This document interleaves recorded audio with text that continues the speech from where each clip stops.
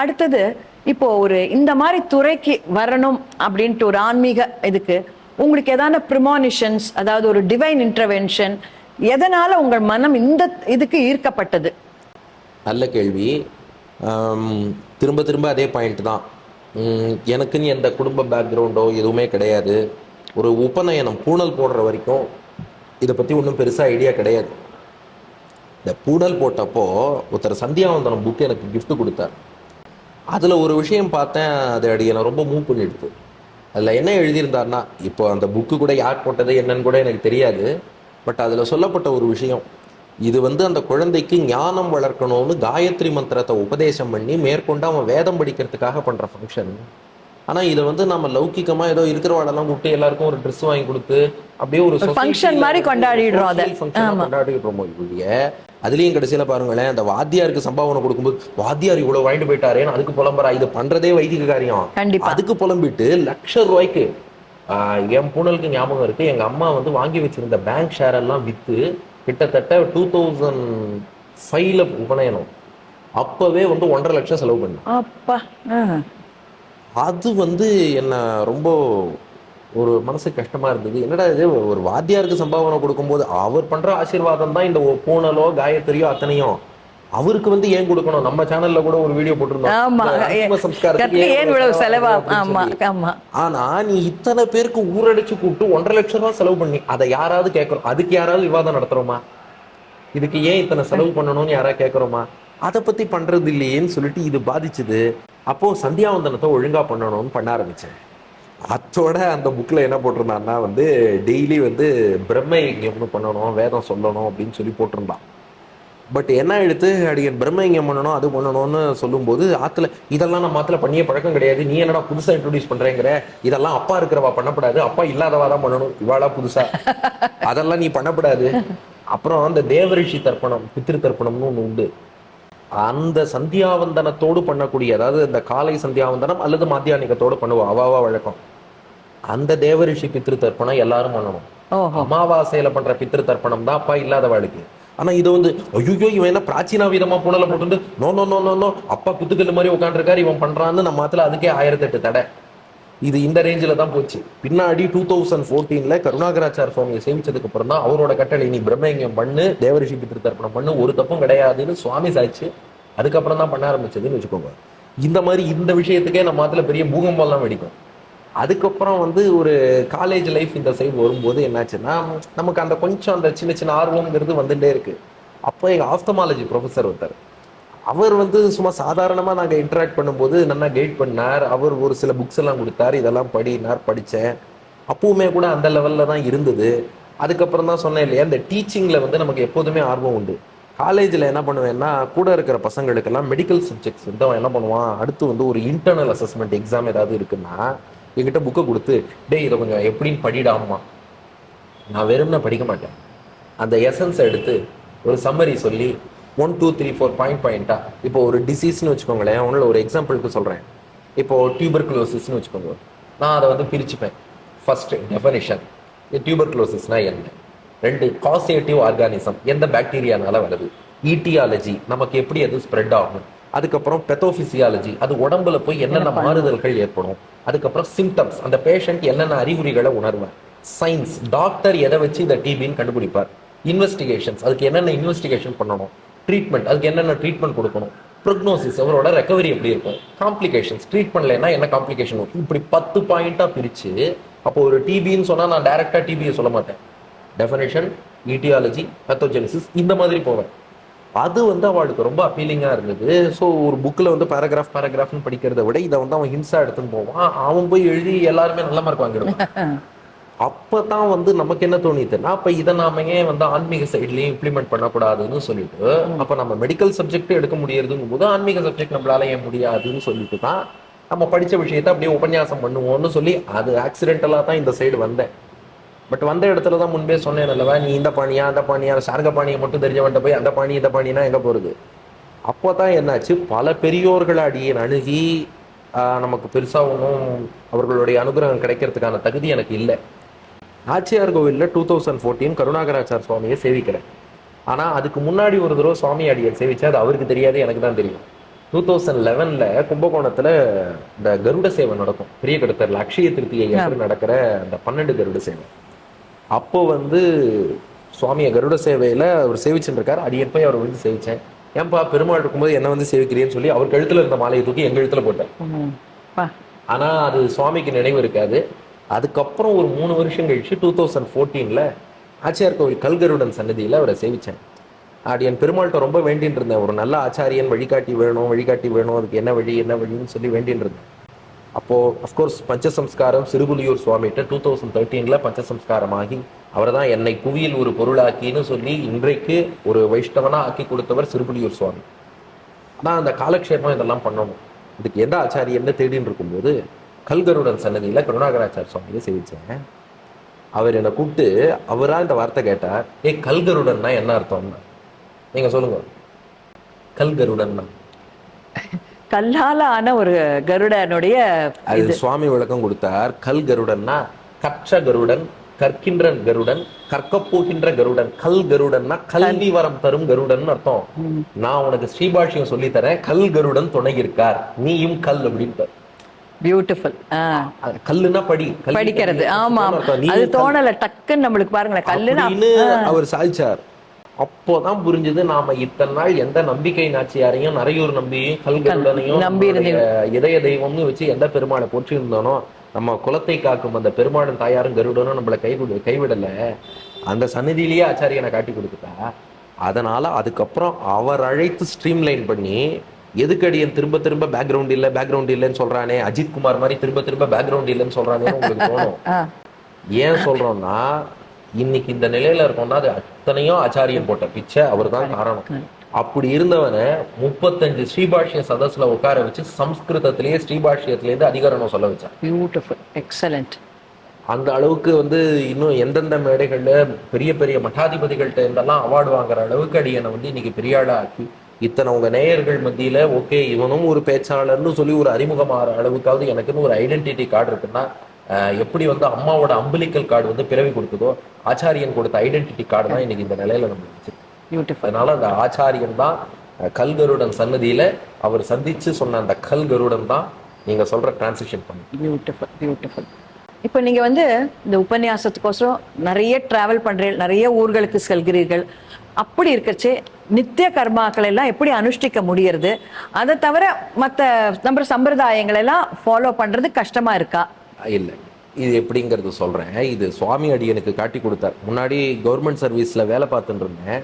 அப்பயுமே எனக்கு என்ன சொல்லுவார்னா 24 hour டியூட்டி எல்லாம் வரும். அப்போது சாயந்தரம் சந்தியாவந்தனம் எப்படி பண்ணுறது? கார்த்தால சந்தியாவந்தனம் மாத்தியானிகம் பண்ணிட்டு போவோம்.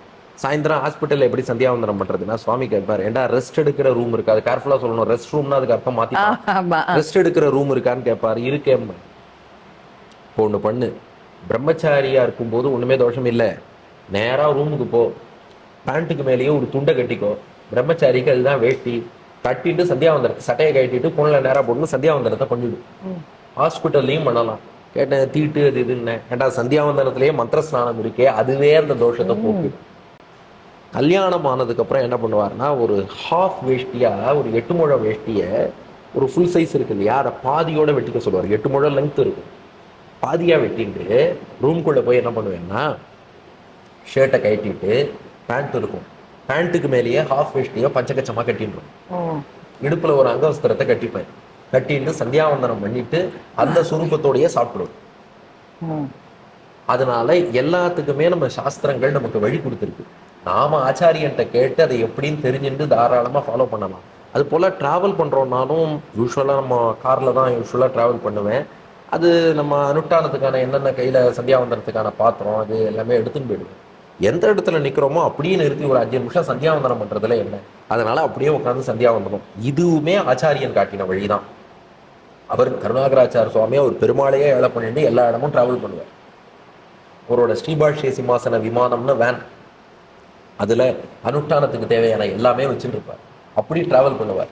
அந்த மாதிரி பண்ணும்போது நீயும் கூட எல்லா அனுஷ்டானமும் சரியா பண்ணுங்கிறத அடியனுக்கும் சொல்லி கொடுத்தார். இதுல ஒரு பியூட்டி கேளுங்கோ. நான் காலேஜில் படிக்கிற காலத்தில் கொஞ்சம் ஒழுங்காக சந்தியாவந்தனம்லாம் அப்போ பண்ண ஆரம்பித்தேன். அப்போ என் கூட இருக்கிறவங்களாம் கிண்டல் பண்ணாங்க, நீ எல்லாம் எதிர்காலத்துல எப்படி பண்ண போறேன்னு பாக்குறேன், இதெல்லாம் கொஞ்ச காலம் தான் நிற்கும். இன்ஃபேக்ட் வந்து ஒரு டாக்டர் அவெல்லாம் டீச்சிங் பொசிஷன்ல இருக்கிறதுனால நம்ம அவளை விமர்சிக்க கூடாது. அவ தப்பா சொன்னாலும் டீச்சருங்கிறவா ப்ரொஃபஸருங்கிறவா உயர்ந்த ஸ்தானம் இருக்கு. பட் அந்த ஸ்தானத்தையும் மீறி அவ ஒரு வார்த்தை சொன்னா, கையில துட்டு இருக்கிற வரைக்கும் தாண்டா நீங்க இந்த அனுஷ்டானம் எல்லாம் பண்ணுவீங்க, கையில துட்டு இல்லைன்னா என்ன பண்ணுவீங்க, எல்லாத்தையும் விட்டுட்டு சாப்பாட்டுக்குன்னு போயிடுவீங்க இல்லையா அப்படின்னு சொன்னா, இன்னி வரைக்கும் பெருமாள் நமக்கு அதிகமான ஆசை கிடையாது, என்ன தேவையோ அந்த பணமும் கொடுத்துட்டார். அனுஷ்டானம் தேவைக்கு என்னென்ன வசதிகள் தேவையோ அந்த வசதிகளும் கொடுத்துட்டார், அனுஷ்டானமும் பண்ண வச்சுட்டார். அதனால அடியனை பொறுத்த வரைக்கும் நமக்கு ஆர்வம்ங்கிறது மட்டும் இருந்துருச்சுன்னா, நம்ம மெயினா அந்த ஆர்வத்தை தான் உண்டாக்கணும். நம்ம நிறைய பேர் எங்கிட்டயே கேட்பா, எங்க போனாலும் பேலன்ஸ் பண்றது எப்படி, அது பண்றது எப்படி. நமக்கு ஆர்வம் இருந்தா, ஏன்னா பேலன்ஸ் பண்றது இப்படித்தான் ஒரு ஸ்டாண்டர்ட் ஃபார்முலா நம்ம எல்லாருக்கும் கொடுக்க முடியாது. It is not a generic formula. அவரவரோட லைஃப் ஸ்பெசிஃபிக், அவரோட ஃபேமிலி சுச்சுவேஷன் வித்தியாசமா இருக்கும், அவரவர் பார்க்கக்கூடிய வேலை வித்தியாசமா இருக்கும், ஷிஃப்ட் வித்தியாசமா இருக்கும். ஆனா ஒன்னே ஒண்ணு, நமக்கு ஆர்வங்கிறது மட்டும் இருந்ததுன்னா, செய்யணுங்கிற எண்ணம் இருந்ததுன்னா, மனம் இருந்தால் மார்க்கம் உண்டு. அதனால அந்த மார்க்கத்தை ஆச்சாரியனும் பெருமாளும் காட்டுவாங்கிறத அடிக்க ரொம்ப உறுதியா நம்புறேன். பின்னாடி உங்களுக்கு அதுக்கு ஒரு கதையை சொல்றேன். ஓகே. அப்புறம் இந்த சப்ஜெக்டே ரொம்ப வாஸ்ட் சப்ஜெக்ட். இதுக்கு அதாவது கரை காண முடியாத கடல் அப்படின்னு இருக்கிறச்சே, இப்போ சுவாமிகள்லாம் வந்து கற்று முடிந்தாச்சா, இல்ல இன்னும் கற்பதற்கு நிறைய இருக்கிறதா, இன்னும் கற்றுக்கொண்டு இருக்கிறீர்களா? கற்றுக்கொண்டே தான் இருக்கிறோம். அதாவது என்னைக்குமே வந்து நாலேஜ்ங்கிறது ஒரு ஜேர்னி தான், it is not a destination. இன்றைக்கும் கற்றுக்கொண்டே தான் இருக்கிறோம். எங்க ஆச்சாரியர்கிட்ட இன்னைக்குமே இப்போ தாத்பரிய சந்திரிகை கீதா பாஷ்யத்துக்கு, ராமானுஜருடைய கீதா பாஷ்யத்துக்கு சுவாமி வேதாந்த தேசிகன் அருளிய பாஷ்யம், கமெண்ட்ரிக்கு கமெண்ட்ரி, தாத்பரிய சந்திரிகை காலக்ஷேபம், இது எல்லாமே சுவாமி இப்போவும் சாய்ச்சிட்டு இருக்கார். கூட்டு வீட்டில் அடியேன்னு அதை அட்டன் பண்ணி அவர்கிட்ட கேட்டுட்டு தான் இருக்கேன். ஆச்சாரியன்ட்டேருந்து ஞானம் பெறுவதற்கு எல்லையே கிடையாது. அதனால ஞானம்ங்கிறத தொடர்ந்து வளர்த்துட்டே தான் இருக்கணுமே ஒழிய, ஈவன் ஒரு சேச்சுரேஷன் நம்ம அந்த மாதிரி போயிட்டோம்னா இருக்கிறதெல்லாம் ட்ரெயின் ஆகிடும். அதனால திரும்ப திரும்ப திரும்ப திரும்ப நம்ம பெரியோர்கள்ட்ட கேட்டு தெரிந்து கொள்வதுதான் வசதி. கிருஷ்ணனே அர்ஜுனனுக்கு கீதை உபதேசம் பண்ணாலும் திரும்ப நீ பீஷ்மர்கிட்ட போய் கேளுங்கிறான், அவர்கிட்ட கேளுங்கிறான். எதுக்காக? மீண்டும் மீண்டும் பெரியோர்கள் அடிப்பணியணும், கேட்டுட்டே தான் இருக்கும். சார், அடுத்தது ஒரு உபன்யாசம் முடிச்ச உடனே உங்களுடைய மனநிலை எப்படி இருக்கும்? அதாவது எல்லாருக்கும் வந்து ரொம்ப சத் விஷயங்கள்லாம் சொல்லிட்டோம் அப்படின்ற ஒரு மன திருப்தியோட இருப்பீங்களா? எப்படி இருக்கும் உங்க மன? நல்ல கேள்வி. எப்படி தோணும்னா, ஒண்ணுமே இல்லாத நம்மள இன்னைக்கு எவ்வளவு பெரிய இடத்துல கொண்டு வந்து பெருமாள் வச்சுட்டாருன்னு நன்றி சொல்லணும்னு தோணும். ஒவ்வொரு உபன்யாசமும் முடிச்சதும் அடியனே நினைச்சு பார்ப்பேன், நாம இந்த எப்படி இருந்தனா இப்படி ஆயிட்டேன்னு ஒரு ஜோக் சொல்ற பாருங்க. அந்த மாதிரி அடியன் ஸ்கூல்ல படிக்கிற காலத்துல நீ என்ன ஆக போறேன்னு கேட்டா டாக்டர் ஆக போறேன்னு தான் சத்தியமா சொல்லியிருப்பேன். காலேஜில் படிக்கும்போது நீ என்ன ஆக போறேன்னு கேட்டா நான் கார்டியாலஜிஸ்ட் ஆகணும், அதுவாகணும், ஏழைகளுக்கு இலவசமா சர்வீஸ் பண்ணணும், இந்த மாதிரி தான் பதில் சொல்லியிருப்பேன். ஆனா யாருமே எதிர்பார்க்காதபடி இங்கே கொண்டு வந்து உட்கார வச்சு நாம பேசுற பேச்சுக்கும் இத்தனை பேரை கைத்தட்ட வச்சு பெருமாள் நம்மளை எவ்வளவு பெரிய இடத்துல ஆச்சாரியம் மூலமாக பெருமாள் கொண்டு வந்து இன்னைக்கு உட்கார வச்சிருக்காரு. அதுக்கு நாம என்றைக்கும் நன்றி கடன் பட்டவன்னு சொல்லணும்னு தோணும். அதாவது ஒண்ணுமே இல்லாம இருந்தவனை ஒரு பகவானுடைய அனுகிரகம்ங்கிறது இவ்வளவு தூரம் தூக்கி உட்கார வச்சிருக்கேன். அதனால அந்த பெருமாளுக்கும் ஆச்சாரியனுக்கும் எப்போதும் நன்றி சொல்லணும்னு அடி எனக்கு தோணும். அதாவது ஃபர்ஸ்ட் ஆரம்ப காலத்துல எல்லாம் உபன்யாசம் பண்ணி பூர்த்தி பண்ணும்போது நமக்கு என்ன தோணும்னா, ஒழுங்கா பேசினோமோ இல்லையோ, அப்பா இதுல தப்பிச்சுட்டா போறோங்கிற அப்பல தோணும். அண்ட் இந்த உபன்யாசம் ஆரம்பிச்ச டைம்லாம் வந்து என்ன பண்ணுவேன்னா, நம்ம மாத்து பக்கம் யாருமே வர முடியாது, வந்தான்னா கூப்பிட்டு கொஞ்ச நேரம் உட்காருங்க, நான் ஒரு உபன்யாசம் ப்ரிப்பேர் பண்ணிருக்கேன் உங்களுக்கு சொல்லி காட்டுறேன்னு சொல்லி ஆத்துக்கு கெஸ்டே வர முடியாதபடி எல்லாரையும் ஓட ஓட விரட்டின்னு வந்தான். சார், இப்போ உங்களுடைய டயத்துக்கும் உபன்யாசத்துக்கும் அவாவா கியூல நிக்கிறோம் சார். அந்த வித்தியாசம் வந்ததுக்கு என்ன காரணம்னு தான் அடியே நினைச்சு பாக்குறேன். அப்போ என்ன காலேஜ்ல ஒரு டாக்டர், ஒரு அசிஸ்டன்ட் ப்ரொஃபஸர் என்னை பார்த்து சொன்னா, நான் கொஞ்சம் introvert, sometimes immature, many times innocent. Innocent, immature, introvert, ஒரு நல்ல காம்பினேஷன் சார். ஆமா. ப்ரொஃபஸர், அசிஸ்டன்ட் ப்ரொஃபஸர் ஒருத்தர் என்னை பார்த்து சொன்னார், என்னப்பா நீ ஒருத்தரோடையும் ஒண்ணுமே பேச மாட்டேங்கிறியன்னார். நான் அப்போ சொன்னேன், அப்போதான் கொஞ்சம் கொஞ்சம் உபன்யாசம் ஆரம்பித்தேன். சார் நான் நானா பேசுவேன் சார், எனக்கு பேச தெரியும் சார், நிறைய பேர் கேட்குற அளவுக்கு பேசுவேன் சார். அவர் என்னை பார்த்து சொன்னார், நீ பேசினா எவன் கேட்பான், இருக்கிறவன்லாம் ஓடி போயிடுவான்னார். அதனால இன்னைக்கு திருப்தியா ஞாபகம் வருது, நீ பேசினா ஓடி போயிடுவான்னு ஒருத்தரால் சொல்லப்பட்ட நம்மளை ஆச்சாரியன் எவ்வளவு தூரம் கொண்டு வந்து மேலே வச்சிருக்கார். அதை வந்து நினைச்சு பார்க்குறோம். அதுக்காகத்தான் இப்போ எல்லாரும் என்கிட்ட கேட்டா, சமீபத்தில் அஜித் படம் போயிட்டேன்னு சொல்லிட்டு எதுக்குடா நீ வந்து ஃபேஸ்புக்கில் போஸ்ட் போட்ட அப்படின்னு சொல்லிட்டு, நாம வந்து சினிமாவுக்கு போகிறதே ரொம்ப ரேர். ஆனால் அஜித் படம் வந்தால் நான் போவேன். அதுக்கு காரணம் என்னன்னா, நான் உங்கள் நேயர்கள் முன்னாடி நான் ஓப்பனாகவே சொல்கிறேனே, ஓப்பன் புக்கு. அவர் வந்து பேக்ரவுண்டே இல்லாமல் அந்த துறையில் வந்தவர். கரெக்ட். அதாவது அவருக்கு காம்படிட்டர்ஸ் அது இதுன்னு இருக்கிறவாளுக்கு வந்து அவள் ஃபேமிலியிலேருந்து அங்கேருந்து இங்கேருந்து எவ்வளவோ பேக்கிங் அது இதுன்னு இருக்கும்போது எதுவுமே இல்லாமல் அவரே சொல்கிறார், ஏட்சி விட ஒரு தந்தையும் இல்லை, ஏந்தி கொள்ள தாய்மடி இல்லை, என்னை நானே தூக்கி மேலே வைக்கிறேன்னு சொல்லி. அது எந்த ஃபீல்டாக இருந்தாலும் அந்த ஃபீல்டு ரைட்டு தப்பு அது நமக்கு தேவையில்லைங்கிறது அப்புறம். பட் எந்த ஒரு ஃபீல்டுலையுமே எந்த ஒரு பேக்ரவுண்டும் இல்லாமல் சாதிப்பதுங்கிறது ரொம்ப கஷ்டம். அப்படி ஒருத்தர் சாதிக்கிறான்னா அவளுக்கு பெருமாளுடைய அருள் இருக்குன்னு அர்த்தம். அப்படி சாதிக்கிறவாளுக்கு ஏதோ நம்மளால முடிஞ்ச ஒரு சப்போர்ட், ஓகே நம்ம போய் பார்த்துட்டு வரும், அதுக்காகத்தான் நம்ம போகிறதே ஒழிய அதில் ஒன்றே என்ன இருக்குன்னு போய் என்ஜாய் பண்ணுற அளவுக்கு நமக்கு டைமும் இல்லை, அதுக்கான இன்ட்ரெஸ்ட்டும் எனக்கு கிடையாது. பட் அந்த மாதிரி ஒருத்தர் கஷ்டப்பட்டு வரான்னா அது எவ்வளோ கஷ்டம்னு எனக்கு தெரியும். ரெண்டாவது அவர் லைஃப்ல நான் என்ன பார்த்தேன்னா, அவருக்கு பேஷன் வந்து கார் ரேசிங். ஆமா. அப்போ இங்க எனக்கு க்ரோர் கணக்கில் வந்தாலும் எனக்கு அதை விட இந்த பேஷன் கார் ரேசிங் முக்கியம்னு போறாரு இல்லையா. எனக்கு வந்து அது போல உபன்யாசம்ங்கிறது எனக்கு பேஷன். அதனாலதான் மெடிக்கல் ப்ரொஃபஷன் அது இதுன்னு இன்னொரு பக்கம் இருந்தாலும் அங்க எது நமக்கு கிடைக்காதுனாலும் கூட உபன்யாசத்தை இன்னி வரைக்கும் அடியன் ஃபுல் டைமா பண்றேன். ஆனா ஃபுல் டைம் ப்ரொஃபஷனா பண்ணல, பேஷனா நினைச்சுதான். இது சொல்லும் போது அடியனுக்கு கிடைக்கிற ஆனந்தம் இருக்கு. முன்னாடியே சொன்னேன், நாம வந்து பெருமாளை அனுபவிச்சா மட்டும்தான் அந்த எமோஷனை உங்களுக்கு கன்வே முடியும். அப்போ 2 hours அடியன் பேசுறேன்னா அந்த 2 hours நான் உள்ளுக்குள்ள பெருமாளை அனுபவிக்கிறேன் இல்லையா. கண்டிப்பா. நாம ஆத்துல உட்காந்து 2 மணி நேரம் பெருமாளை தியானிக்கணும்னு நினைச்சாலும் கண்டினியூஸா முடியாது. ஆனா உபன்யாசம் நான் 2 hours உட்காந்து பேசும்போது கம்பல்சரியா அந்த 2 hours நான் பெருமாளை தான் சிந்திச்சாகணும். என்னோட கான்சென்ட்ரேஷன் வேற எங்கேயா போயிடுத்து, நான் உபன்யாசம் எடுபடாது. அப்போ எனக்கு கூப்பிட்டு இந்த கரும்பு தின்ன கூலியாங்கிற மாதிரி 2 மணி நேரம் உட்காந்து எனக்கு பிடிச்ச பெருமாளையும் ஆச்சாரியனையும் ஆனந்தமா சிந்திக்க எனக்கு ஒரு வாய்ப்பு ஒருத்தர் ஏற்படுத்தி கொடுக்குறாருன்னா இது எனக்கு பெருமாள் கொடுத்த எவ்வளவு கிஃப்ட். அதனாலதான் ஒவ்வொரு உபன்யாசமும் முடிச்சதும் இவ்வளவு நேரம் பெருமாளை பத்தி ஆனந்தமா சிந்திக்கிறதுக்கு இந்த வாய்ப்பு கிடைச்சதுன்னு சொல்லிட்டு அந்த நன்றி சொல்லணும்னு தோணும். அந்த பேஷன் அது வந்து எப்போதும் இருந்துட்டே இருக்கு. ரொம்ப நல்ல இது சார். அப்புறம் நம்ம ரத்னமாலா நேயர்களுக்கு நீங்கள் சொல்ல விரும்புவது என்ன? ஏன்னா நிறைய குழந்தைகள் இளைஞர்கள்லாம் இதை பார்த்து நிறைய கத்துக்கணும் அப்படின்னு எனக்கு ரொம்ப ஆசை. அதுதான் நம்ம சேனலோட நோக்கம் கூட. நீங்க அவளுக்கெல்லாம் என்ன சொல்ல விரும்புறீர்கள்? நாம பெருமாளை குறித்து ஒரே ஒரு ஸ்டெப் எடுத்து வச்சா போதும், அவர் நம்மளை நோக்கி எவ்வளவு தூரம் வந்து பெரிய அனுகிரகம் பண்ணுவாருங்கிறத அடியன் லைஃப்ல அடியன் பார்த்தேன். நீல் ஆம்ஸ்ட்ராங் சொன்னார் இல்லையா, a small step for a man, a giant leaf for mankind. பெருமாளை குறித்து நீங்க ஒரு ஸ்மால் ஸ்டெப் வச்சாலே, அடியன் எடுத்து வச்சதெல்லாம் ஒண்ணுமே இல்லாத ஸ்டெப்பு. அதுக்கு வந்து அவரே ஆச்சாரியனை கொடுத்து, அவரே ஞானத்தை கொடுத்து, அவரே என்னென்ன வேணுமோ கொடுத்து, இன்னைக்கு நான் எப்படி இருக்கேன்லாம் தெரியாது. நிறைய பேர் நம்மளே கமெண்ட்ல வந்து இவர் அரைகுறை தான், ஆமா அரைகுறை தான், அரைகுறை இல்லை கால் குறைன்னே வச்சுக்கோங்க. ஆனாலும் ஜீரோவா இருக்கிறவன கால் குறையா ஆக்கினாலே அது பெருசுதாங்க. அதனால அந்த மாதிரி எந்த ஒரு பின்புலமும் இல்லாம வந்தவனை, நான் பெரிய ஸ்டெப்பும் எடுத்து வைக்காதவனை பெருமாள் இவ்வளவு தூரம் மேல கொண்டு வந்திருக்காருன்னா அது ரொம்ப பெரிய விஷயம். அதனால நீங்களும் தைரியமா உங்க குழந்தைகளை என்கரேஜ் பண்ணுங்க. பெருமாளை நோக்கி ஒரு ஸ்டெப் எடுத்து வச்சா அவர் நம்மளை நோக்கி 100 அடி நடந்து வந்து நம்மை ரட்சிப்பார். ஒரு கதை சொல்றேன்னு சொன்னேன் இல்லையா, சொல்லுங்க. எங்க பிராச்சாரியன் ஆசுகவி வில்லூர் ஸ்ரீநிதி சுவாமி, கருணாகராச்சார சுவாமியோட தகப்பனார். அவருடைய அப்பா வந்து நிறைய கடன்கள் வாங்கியிருந்தார். வடுவூர்ல அவளுக்கு ஒரு திருமாளிகை, நடாதுரம்மாள் திருமாளிகைன்னா, ஆச்சாரியன் திருமாளிகைன்னா உங்களுக்கு தெரியும் அது எப்படி இருக்கும்னு. தோட்டம், நிலம், துறவு எல்லாமே இருக்கு. ஆனா இந்த கடன்களை அடைக்கிறதுக்காக அவர் வில்லூர் சுவாமி வந்து இது எல்லாத்தையும் விற்கிற மாதிரி ஆயிடுச்சு. அவரோ வடுவூர் ராமனுடைய தீவிர பக்தர்.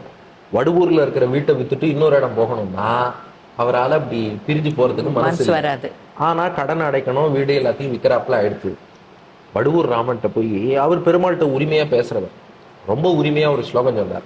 கிரகக்ஷேத்ரா ராமாக ஜனக சரண ஸ்பர்ஷ்ண சுபகாக துவயாமத்தோ நீதா மனுகுலபதே கிம் மம ததா திரிபங்கி சம்சேவியம் மதுர மதுரம் தே வபுரிதம் மதந்த சம்சக்தம் ந கலு பரிகர்த்தும் பிரபவசி. ராமா, எங்க அப்பாவோட திருவடிப்பட்ட வீடு, நிலம், தோட்டம், வயல் எல்லாத்தையும் எங்கிட்ட பறிச்சுட்டு இல்லையா. ராமா, நான் உன்னை சேலஞ்ச் பண்றேன்டா, எங்கிட்டேருந்து நீ இது எல்லாத்தையும் பறிச்சுக்கலாம். என் மனசுக்குள்ள இந்த வடுவூர் ராமனுடைய புன்னகை பூத்த வடிவம் இருக்கு. முடிந்தால் உனக்கு சக்தி இருந்தா என் மனசுக்குள் இருக்கும் உன் வடிவத்தை முடிஞ்சா நீ பெயர்த்து எடுத்துக்கோ. நீ எல்லாத்தையும் எடுத்துட்ட, வெளியில இருக்கிற சொத்தெல்லாம் எடுத்துட்ட, நீ உள்ளுக்குள்ள இருக்கிற சொத்தை முடிஞ்சா, பெருமாளையே பார்த்து சேலஞ்ச் பண்ற அளவுக்கு அவருக்கு பக்தி. பெருமாளை பார்த்து சொல்லிட்டாரு, முடிஞ்சா என் உள்ளத்தில் இருக்கக்கூடிய உன் வடிவத்தை பெயர்த்து எடுத்துக்கோ. நீயே வந்து பேர்க்க நினைச்சாலும் பேர்க்க முடியாது, நான் போயிட்டு வரேன் போடான்ட்டு கிளம்பிட்டார். 40 வருஷம் 1940s கிளம்பி போயிட்டார். வேற இடத்துல செட்டில் ஆயிட்டார். வடுவூர் விட்டு கிளம்பிட்டார். வடுவூரை விட்டே கிளம்பிட்டார். வடுவூர் ராமனை சேவிக்க முடியாம 40 இயர்ஸ் பிரிஞ்சு போயிட்டார். 1980s அவர் பசங்கள்லாம் நல்லா படிச்சு நல்லா வேலைக்கு வந்தார். இப்போ வசதி வந்துருச்சு. அந்த வடுவூர்ல வித்த திருமாளிகையை மீண்டும் வாங்கலாமான்னு யோசிச்சார்.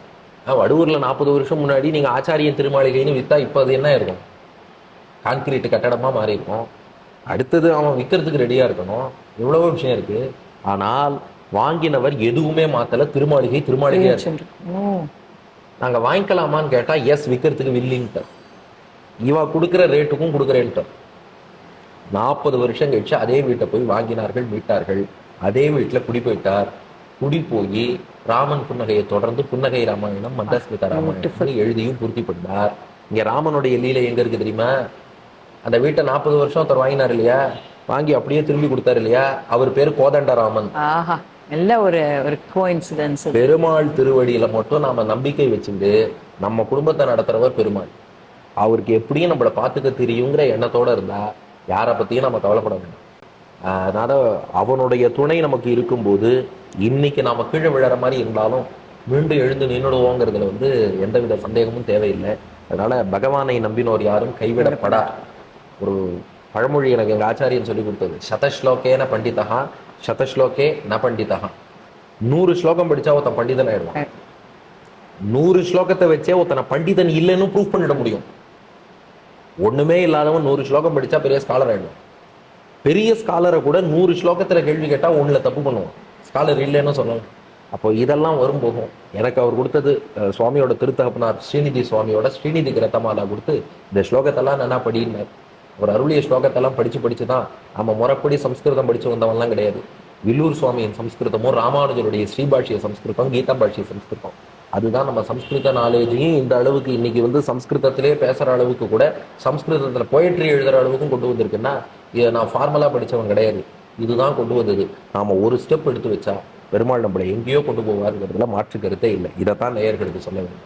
இது வரைக்கும் சுவாமி நீங்க வந்து நேயர்களுக்கு உங்களுடைய வாழ்க்கையிலிருந்து சில பல சுவையான நிகழ்ச்சிகளும் அதை வந்து எப்படி நம்ம வந்து பாசிட்டிவா அப்ரோச் பண்ணி மற்றவாளுக்கு அது உபயோகமா இருக்கும் அப்படின்றத பத்தி சொன்னதுக்கு ரொம்ப மிக நன்றி.